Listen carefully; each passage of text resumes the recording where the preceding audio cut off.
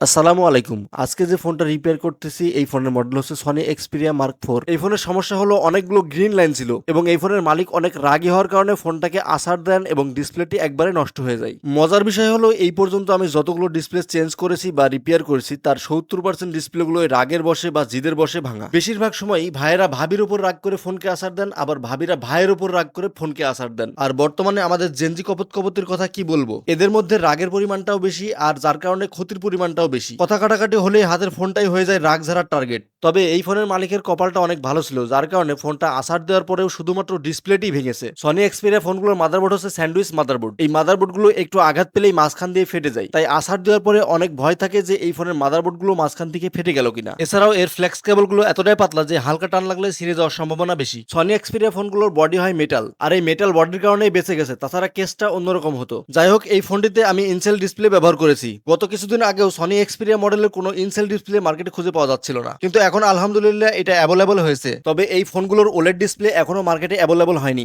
যাই হোক, ভিডিওতে আপনারা দেখতেই পাচ্ছেন এই ফোনের ডিসপ্লে পরিবর্তনের কাজ প্রায় আমার শেষ।